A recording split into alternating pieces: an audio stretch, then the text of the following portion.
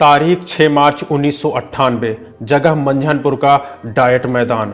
हजारों की संख्या में किसान मंझनपुर के डाइट मैदान पर पहुंच चुके थे और इन किसानों का नेतृत्व कर रहे थे किसानों के नेता बलबीर सिंह चौहान जी। किसान अपनी कई गंभीर समस्याओं को लेकर मंझनपुर के डाइट मैदान में इकट्ठा हो चुके थे। किसान चाहते थे कि वो अपनी समस्याओं को तात्कालीन प्रशासनिक अधिकारी डीएम और एसपी के समक्ष रखें और वो अधिकारी उनकी मांगों को सुने। लेकिन इन दोनों अधिकारियों ने किसानों से मिलने और उनकी मांग को सुनने से इनकार कर दिया, जिसके बाद आंदोलन कर रहे किसानों ने आत्मदाह करने की तैयारी शुरू कर दी और देखते ही देखते मंझनपुर का डाइट मैदान चीता का रूप लेने लगा। किसानों का ऐसा तेवर देखकर घबराए प्रशासनिक अधिकारियों ने पहले तो जिले भर की फोर्स बुला ली, फिर उसके बाद पानी की बौछार करके किसानों को इतर बितर कर दिया। उसके बाद किसानों के ऊपर लाठीचार्ज करवा दिया, जिसमें काफी किसान जख्मी हो जाते हैं,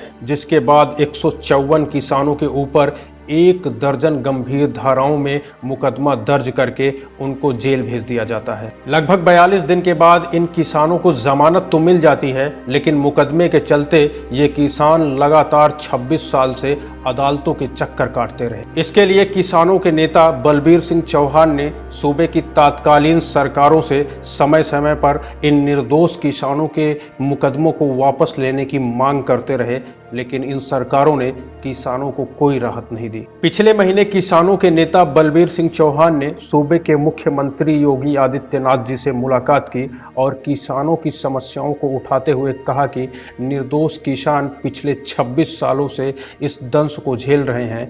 इसमें से कई किसानों की मृत्यु भी हो चुकी है। जिसके बाद मुख्यमंत्री योगी आदित्यनाथ जी ने उनकी इस समस्या को गंभीरता से लेते हुए सार्थक पहल का आश्वासन दिया था। किसानों के नेता बलबीर सिंह चौहान जी के अथक प्रयास और संघर्ष के परिणाम स्वरूप 154 किसानों के ऊपर 26 वर्ष पूर्व दर्ज मुकदमों को प्रदेश सरकार ने वापस लेने का फैसला किया। हम आपको बता दें कि किसानों के नेता बलबीर सिंह चौहान जी की संघर्ष की कहानी तब शुरू होती है जब प्रयागराज से कटकर कौशाम्बी को नया जिला बनाया गया था। उस समय किसानों की समस्याएं चरम पर थी और किसानों की समस्याओं को सुनने वाला कोई नहीं था। किसानों को ऐसा नेता नहीं मिल रहा था जिससे किसान अपने दुख दर्द बता सकें, अपनी समस्या सुना सकें और अपनी समस्याओं का निदान पा सकें। उस दौर में बड़े नेताओं से मिलने के लिए किसानों को, आम जनता को महीनों महीनों इन नेताओं के चक्कर लगाने पड़ते थे।